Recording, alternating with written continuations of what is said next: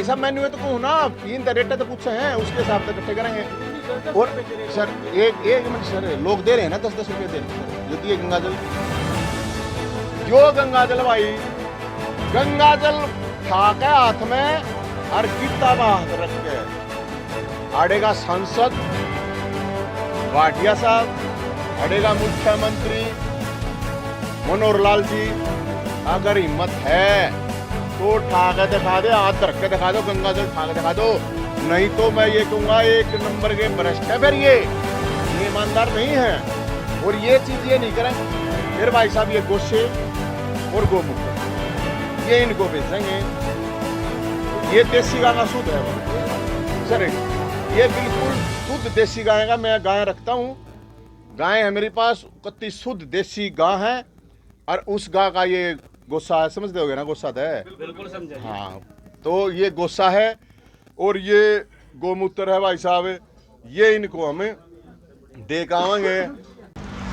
नमस्कार, मैं सौरभ शर्मा और इस वक्त हम मौजूद हैं करनाल में, जहां पर आपको बता दें कि आज आम आदमी पार्टी के जो पूर्व प्रदेश अध्यक्ष नवीन जैन वो करनाल पहुंचे और किस तरह से मौजूदा सरकार पर जमकर उन्होंने तीखे हमले किए। आपको बता दें कि एक सूटकेस लेकर वो करनाल में पहुंचे थे, प्रेस वार्ता को संबोधित किया और सूटकेस पर लिखा था सूटकेस में नौकरी। आपको बता दें कि भर्ती घोटाले को लेकर एक प्रेस वार्ता उनकी ओर से आयोजित की गई थी, जहां पर सरकार व सरकार के मंत्रियों नेताओं पर जमकर वो उन्होंने हमला बोला। तो वहीं आपको बता दें कि उनकी ओर से साफ तौर पर कहा गया कि प्रदेश के मुख्यमंत्री और मंत्रियों में अगर हिम्मत है तो गीता पर हाथ रखकर कसम खाएं कि इन भर्तियों में कोई घोटाला नहीं हुआ। तो वहीं अगर हम बात करें 17 दिसंबर को आपको बता दें कि उनकी ओर से विधानसभा का घेराव इसी मुद्दे को लेकर किया जाएगा। तो वहीं आपको बता दें कि जो कुरुक्षेत्र में अंतर्राष्ट्रीय गीता महोत्सव चल रहा है उस पर भी उन्होंने कई तरह के सवाल उठाए। हमारी आप सभी से अपील, जितने भी लोग इस वीडियो को देखें इसे शेयर भी जरूर कीजिए। और क्या कुछ नवीन जैन ने इस प्रेस वार्ता में कहा, देखिए तस्वीरें। सभी एक मिनट सर, सभी करनाल के पत्रकार साथियों का बहुत बहुत स्वागत है और बहुत बहुत आप लोग आए, बहुत ज़्यादा आपका धन्यवाद है। करनाल आने का जो मुख्य मकसद है वो ये था कि करनाल से मुख्यमंत्री जी विधायक हैं, करनाल में एक सांसद हैं। तो ये सरकार, हरियाणा सरकार 2 बात कह रही है, 2 बात, जहां पे भी जाओ 2 बात कह रही है। एक कि हरियाणा सरकार में कहीं भ्रष्टाचार नहीं है, हरियाणा के किसी सरकारी कार्यालय में कहीं भ्रष्टाचार नहीं है। एक बात तो ये कह रहे हैं। एक बात ये कह रहे हैं कि हरियाणा के अंदर भर्तियों के अंदर कोई पर्ची खर्ची नहीं चलती, कोई भ्रष्टाचार नहीं चलता। ये 2 बात कहते हुए इनके एमपी, इनके एमएलए, मंत्री, मुख्यमंत्री कहते घूमते हैं पूरे हरियाणा में।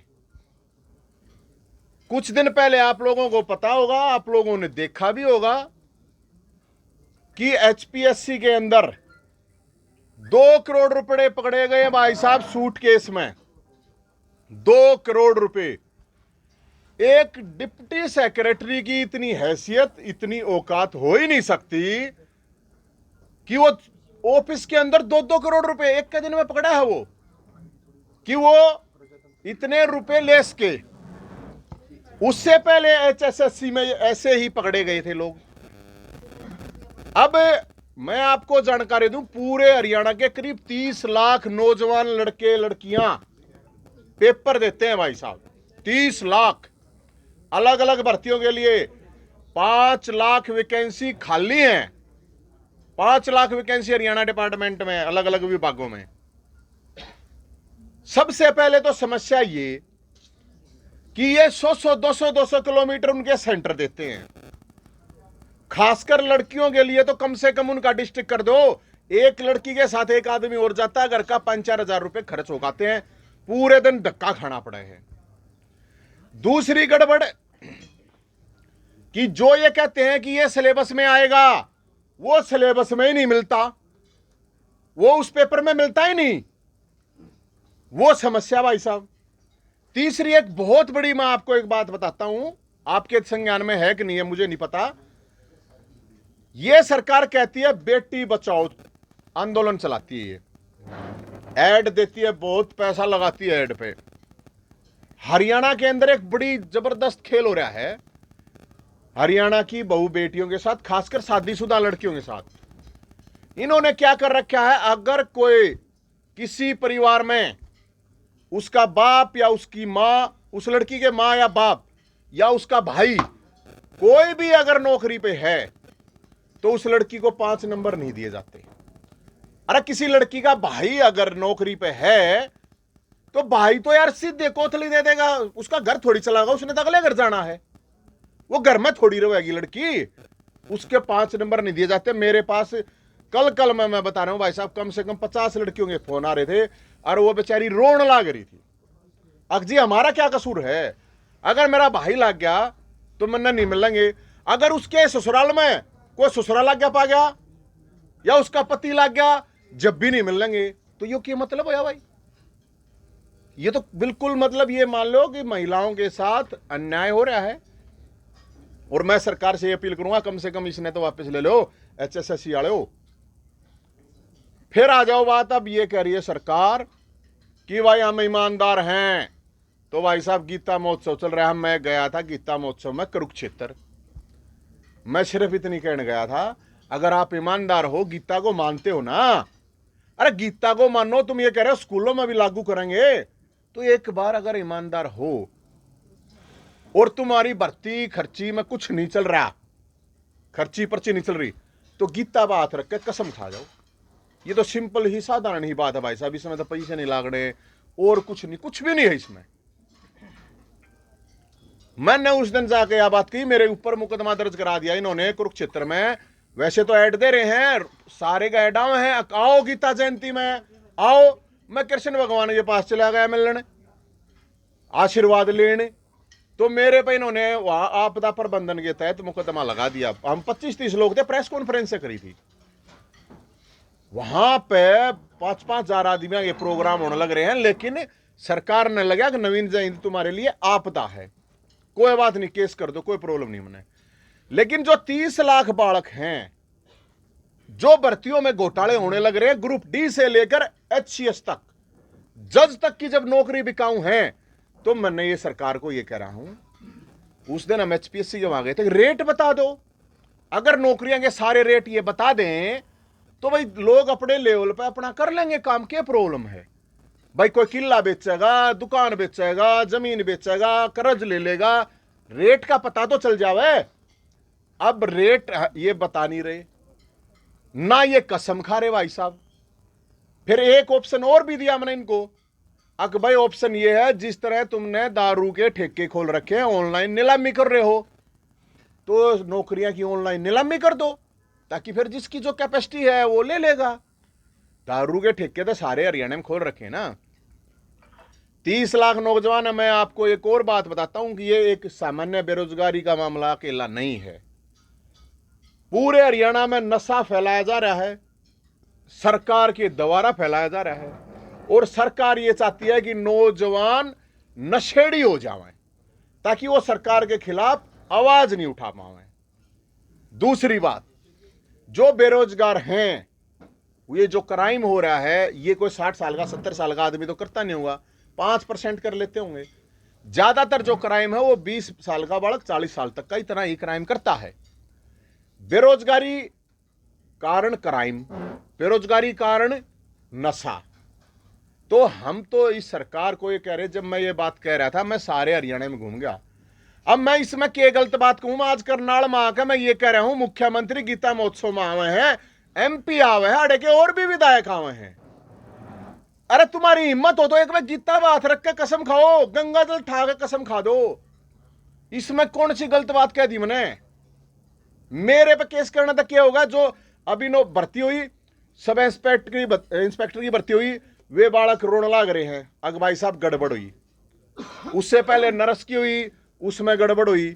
उससे पहले और जितनी भी भर्तियां हैं, कोई मतलब अभी जैसे हरियाणा पुलिस कांस्टेबल की है कि कह रहे हैं नॉर्मलाइजेशन, कुछ इनका नया एक सिस्टम आया है फंडा, उसमें किसी के 60 नंबर हैं, उसका तो आ नहीं रहा, 50 साल का आ रहा है। इन्होंने अपना पैमाना जो बना रखा है, तो जब इनकी भर्तियों से सभी परेशान, हम तो ये कह रहे हैं भाई थारे बस की भर्ती करनी नहीं है तो सेना तो दे दो, सेना तो कह दो भाई हमने ये भर्ती करने हैं, तुम भर के करवा दो। फिर जब मैं ये बात कह रहा हूं, ये सारी चीज मैंने कही, मैंने और कुछ नहीं कहा। शिक्षा मंत्री का बयान आता है, हरियाणा के शिक्षा मंत्री का, नवीन जैन का कोई स्टेटस नहीं है। भाई स्टेटस मुझे ये नहीं पता स्टेटस में क्या देखा जाता है। न्यू का अगर आदमी ने स्टेटस में आदमी पढ़ा लिखा देखा जा रहा है। इस पूरी सरकार में मेरे तक पढ़ा लिखा कोई नहीं है। मैं आपको भी जानकारी दे दूं, बीए, बीपीएड, एमएमसी, जो पत्रकारिता आप कर रहे हो, एमएमसी कर रखी है मैंने 2004 में, एमपीएड, पीजी योगा और पीएचडी। भाई साहब और इससे फालतू की पढ़ूं मैं? इतना तो मैं पढ़ा लिखा हूं। और ये हरियाणा का दुर्भाग्य है कि ये शिक्षा मंत्री हरियाणा का 10वीं पास है, फैले इसका भी नहीं बेरा। भाई साहब मैं शर्त लाऊं, इन्हें बीए भी कर रखी होता है, 1 लाख रुपए की शर्त लाऊं हूं मैं। और जो पीएचडी कर रहे हैं, एमए कर रहे हैं, उनके ऊपर ये मंत्री ला रखा है। कोई मतलब था ही नहीं इंदौर है। बात सवाल हमने न्यू कही, भैया मंत्री जी एक बार कसम खा लो, जब उसका अनिल नागर का रिमांड हुआ उसने 2 मंत्रियों के नाम बताए थे, 2 मंत्रियों के नाम बताए थे। जिस दिन उसने 2 मंत्रियों के नाम बताए उसी दिन भाई साहब वो चुपचाप उसका रिमांड बंद कर दिया। जो आंसर शीट उसके पास पाई वो मंत्रियों के रिश्तेदारों की, बड़े बड़े अधिकारियों के रिश्तेदारों की है, मारे तेरे जैसे की नहीं है। सारी सेटिंग भीतर हो जाया करती। तो जो ये माँ बाप, मैं माँ बाप से भी कहूँ अपने बच्चों के लिए पहले स्कूल की महंगी फीस दो, उसके बाद कॉलेज की महंगी फीस, उसके बाद कोचिंग करवाओ, और भाई साहब अंदर सेटिंग हो जावे। तो क्या मतलब है? और मुख्यमंत्री कौन सा डंडोरा पीटा है ईमानदारी का? ईमानदारी का अगर डंडोरा पीटा है तो क्या प्रॉब्लम है? गीता बहादुर के खाजा कसम है। अपने सामाजिक उसमें यही तो होती है। हम ये जब घोटाला हुआ तो हम इनको गोबर, देसी गाय का और गोमूत्र दे के आए थे, क्योंकि हरियाणा में कहावत है देसी भाषा में, अब कोई बूढ़ा काम करे तो न्यू कहा ना उसने अकिस्ता अच्छा गोबर खा लेता। तो भाई साहब शुद्ध देसी गाय का गोबर इनको दे के आए थे। अब 17 तारीख को विधानसभा मटका चौक चंडीगढ़ जाएंगे हम। उसमें चाहे कोई पक्ष का और चाहे विपक्ष का हो, हम ये कह रहे हैं ये इतना बड़ा मामला है, इसकी आवाज उठावें सारे एमएलए, एमपी। और नहीं तो भाई साहब हमने तो ये तय करा है कि इनको सबको गाय का शुद्ध गोबर और गोमूत्र से पवित्र करेंगे। हमारा तो है ये। और ये मानते हो, ये तो जो जितनी भी गीता जयंती, अब मैं 101% ये कहूँ भाई साहब, इसमें भी मतलब इनका गड़बड़ जाला पाओगा। ये जित गीता जयंती मना रहे हैं ना, अगर इनको थोड़ी भी कृष्ण भगवान में आस्था है, गीता में आस्था है, तो भाई साहब इनने एक भी आदमी, मन ने 1 हफ्ता हो लिया बात कहते, एक भी आदमी की नहीं हिम्मत नहीं हुई है भाई साहब। अगर थोड़ा भी मानना है कृष्ण भगवान ने, गीता ने मानना है तो शपथ काम है। अगर इनके पास गीता नहीं है तो गीता हम दे देंगे। ये सूटकेस इसलिए है भाई साहब, ये सूटकेस में गीता दी रहे हुआ। अगर इनके पास गीता नहीं है, अच्छा पैसा भी हम इकट्ठा कर रहे हैं इनके लिए, पैसा है जो वो भी इकट्ठा कर रहे हैं, जितना भी हो सकता है हमारे पास, जितना भी होगा, क्योंकि बिना उसके तो भाई साहब पैसे के यहाँ होता नहीं। बिना सूटकेस के मैं ये मानता हूँ नौकरी मिलती नहीं। तो इन सूटकेस में नौकरी है। अब ये तो भाई साहब गीता है, अगर इनके पास किसी के पास गीता नहीं है तो गीता मैं भेज दूंगा। वैसे हमने पैसे भी कुछ इकट्ठे कर रखे हैं इनके लिए, ये पैसे भी इकट्ठे कर रखे हैं। इतने में मिल जाएगी जी नौकरी? अरे भाई साहब इकट्ठे करने लग रहे हैं और इकट्ठे कर लेंगे। तो बता दो हम तो पहला रेट क्या है नौकरी? भाई साहब मैंने तो कहूँ ना, इन तो रेट तो पूछे हैं, उसके हिसाब से इकट्ठे करेंगे। और सर एक मिनट सर, लोग दे रहे हैं ना 10-10 रुपए दे रहे हैं सर। यदि ये गंगाजल, यो गंगाजल भाई, गंगाजल ठाक है हाथ में और गीता बा हाथ रख के आड़ेगा सांसद भाटिया साहब, अड़ेगा मुख्यमंत्री मनोहर लाल जी। अगर हिम्मत है तो ठाक दिखा दे, हाथ धर के दिखा दो, गंगाजल ठाक दिखा दो। नहीं तो मैं ये कहूंगा 1 नंबर के भ्रष्ट है। फिर ये ईमानदार नहीं है। और ये चीज ये नहीं करेंगे भाई साहब तो फिर हमने पूरे हरियाणा से एक सर प्लीज सारे पूछियो सर। फिर भाई साहब ये गोशे और गोमूत्र ये इनको भेजेंगे। ये देसी गाय का शुद्ध है सर। ये बिल्कुल शुद्ध देसी गाय का, मैं गाय रखता हूँ, गाय है मेरे पास, कत्ती शुद्ध देसी गाय है। और उस गाय का ये गोसा है, समझते होगे ना, गोसा है, बिल्कुल समझे। हाँ, तो ये गोसा है और ये गोमूत्र है भाई साहब, ये इनको हमें देखाएंगे। बाकी अब ये अभी विधानसभा में देखाएंगे भाई साहब, पहले तो HPSC में देखाए थे, और वहां 17 तारीख को अगर इन्होंने ये बात नहीं मानी ना, तो फिर भाई साहब सबको भेजेंगे, जितने भी MLA MP मंत्री इनके हैं भाई साहब, वो तो जो भी तरीका होगा उस हिसाब से भेज देंगे, भेज देंगे। ये इसलिए भेज रहे हैं भाई साहब, अक भाई पैसे तो मार दो रहे नहीं, बेरोजगारों के पैसे खाने से अच्छा है अक ये सरकार के नेता MLA MP मंत्री गोबर खा ले। मैं ये कहता एक सवाल है आपसे, आपकी भी 1 साल पहले सरकारी नौकरी लग गई थी, आपने भी एक एग्जाम क्वालिफाई किया था, तो आपने भी पैसे दिए थे क्या? हाँ, अब मैं ये भी बताता हूँ, अगर मेरा पेपर पास करना, पहली बात तो मैं बता दूं भाई साहब, बहुत इंटेलिजेंट आदमी हूं मैं, जितनी भी पढ़ाई कर रखी है ना, टॉप क्लास में कर रखी है, या मैंने आपको बता दी PhD कर रखी है। अगर मेरा टेस्ट पास करना ही क्राइटेरिया है, तो मैंने तो पिछली सरकार में 4 टेस्ट क्लियर कर रखे थे, पाछली में ईद कह रहे तो सब टेस्ट पास ना होया। हालांकि मेरा इन वो ज्वाइनिंग लेटर वापस ले गए, इनको पता नहीं था, वो कोरोना में नहीं चल रहा था, मेरा नाम उसमें नवीन है, तो इनको पता नहीं था कौन क्या कर रहा है, मैं अपना इन दे भी दिया था। फिर जब पता चला अगर भाई इसके ऊपर तो इतने इतने केस हैं, केस मेरे सारे आंदोलन हो गए हैं, कोई चोरी उचारी के कोई केस नहीं है, तो फिर इन वापस ले लिया, वो तो कोई बात नहीं। तो आप ज्वाइन करते ना वो मैंने मिलना ही नहीं था, मैं क्या करूँ। नवीन जी यहाँ पे आप कह रहे हैं कि गीता पे हाथ रखकर कसम खाएं, क्या गीता पे हाथ रखकर जो कसम खाता है वो सच बोलता है? अगर गीता पर हाथ रख के अगर किसी ने झूठ बोली, वो कीड़े पड़ के मरेगा, 100% है। कृष्ण भगवान देखे, अरे भाई साहब सुनो, कृष्ण भगवान उसने फिर अपने आप देख लेगा, एक बार हाथ तो झूठी है तो खवा दो, को भी कृष्ण भगवान के हवाले छोड़ दो। अरे जब मैं यही तो कह रहा हूँ ना, यही कह रहा हूँ, अपने आप देख लेगा। यहाँ के एक MBBS डॉक्टर खुद हाँ गाय का ताजा गोबर खा जाते हैं, हाँ, तो आप क्या उम्मीद करते हैं कि जो आप गोबर ये भेजोगे? आप भाई साहब डॉक्टर हैं, तो डॉक्टर अगर कुछ कह रहे हैं उनके शरीर पे, उसका क्या इम्पैक्ट हो रहा है तो डॉक्टर बताओगे भाई साहब, मैंने तो अभी खाया नहीं है, लेकिन जो भी खा रहा है अगर किसी को फायदा हो रहा है, लेकिन ये कह रहा है गोबर उसने खाना चाहिए। जो दो मंत्रियों के क्या नाम है? 2 मंत्री, अब 2 मंत्री, मैं वही तो कह रहा हूँ भाई साहब, अब जो 2 मंत्री हैं हमने निवेरा, हमारे को ये पता चला था कि उसने रिमांड में ये बताया था, रिमांड तो लिया है पुलिस ने, मैंने थोड़ी लिया है, मैंने दिवा दो 2 दिन का रिमांड, सारे नाम बता रिमांड कागज मिल जाएंगे, RTI से ले लेते। उसने बताते ही 2 मंत्रियों के नाम बताए थे उसने, यही तो पूछने के लिए घूम रहा हूँ कौन कौन है। अब जो जितना बोल रहे हैं, अब एक ने स्टेटस बताई है मेरा, मैं तो कहूँ मैंने तो 2 मंत्रियों बताओ थे, मैंने तो पूरी की पूरी सरकार शामिल लागी। आज अखबार में तो ये भी आया हुआ है कि जिनसे पैसे लिए गए थे नौकरी के लिए, वो तो सारे फेल हो गए टेस्ट के अंदर। अरे भाई साहब, इसका मतलब लिए गए ना, लिए तो गए हैं, आंसर सीट पाई कि नहीं पाई वहां पे, आपको ये तो पता होना चाहिए सर। अगर आंसर सीट पाई है वहां पे और अंदर ही सेटिंग चला करती, और 10% तो बालक भाई साहब क्यों इसी सरकार आ जाओ, जो इंटेलिजेंट है, जो बिल्कुल आर पार है, उनका हिसाब किताब नहीं लग रहा भी ऊपर स्तर के किसी बंदे का आता है कि HCS अधिकारी इतनी बड़ी कार्रवाई कर सकता है। यही तक हूं मैं, पूरी की पूरी सरकार शामिल है।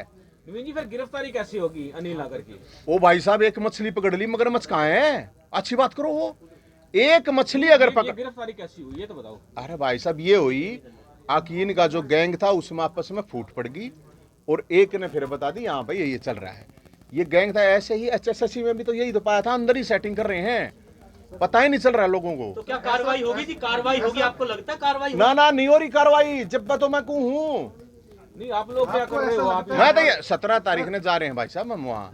नवीन जी, अब हरियाणा में संगठन की क्या स्थिति है? कोई पदाधिकारी नहीं है, कैसे? अभी तो मुद्दा है भाई साहब, ये इतना बड़ा मुद्दा है, 30 लाख बड़का का मामला भाई साहब, 30 पार्टी उठा रही है, उसके संगठन पे भी तो सवाल उठेंगे ना। कोई बात नहीं भाई साहब, कोई कमी है पूरी कर लेंगे। नवीन जी 50 ऐसे लड़के लड़कियां हैं जिन्होंने कहा, वो बोल रहे हैं कि गलत इन्फॉर्मेशन दी कि हमारे परिवार से कोई सरकारी नौकरी में नहीं है, उनको निकाल दिया गया है। भाई साहब मैं यही तो कह रहा हूँ कि हर भर्ती के अंदर मैंने एक चीज एक नोट कर लो, मैंने ये कहा आप इस पूरी जितनी भी ये भर्तियां और इनकी हाई कोर्ट से जांच करवा दो, नहीं मानने। मैंने कहा ये जो HSC का जो चेयरमैन है और इसके मेंबर है, इनकी संपत्ति की जांच कराओ, इनकी जो व्हाट्सएप चैट हुई है चेयरमैन के साथ नागर की, वह निकालो, इनका नार्को टेस्ट करवा दो। इतनी चीज बताई मैंने, इतनी चीज बताने के बावजूद इसमें कोई गलत है गे? भाई नार्को टेस्ट करवा लो, पता चल जाएगा। इनकी व्हाट्सएप चैट हो रही है वो बता लो, वो भी नहीं करा। हाईकोर्ट के उस तक तो भाई साहब कोई बात नहीं मान रहे, ये नहीं मान रहे तो भाई साहब फिर तो गड़बड़ है। एक अफसर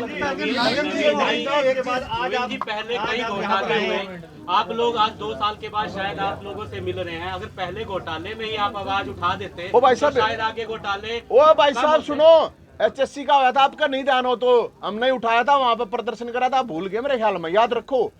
RTI से उनके डॉक्यूमेंट निकलवाए थे हमने, RTI से।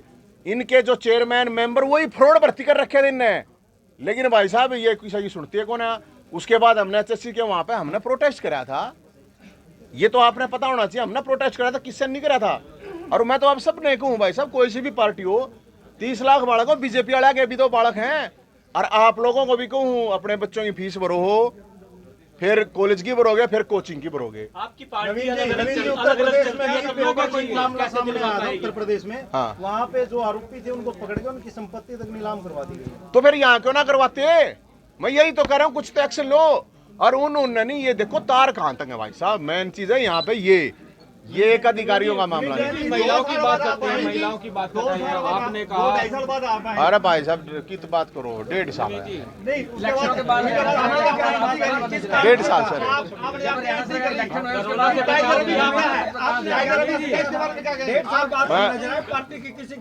भाई मैं बोले की भक्ति कर रहा था भाई साहब, बोले की भक्ति कराया करता।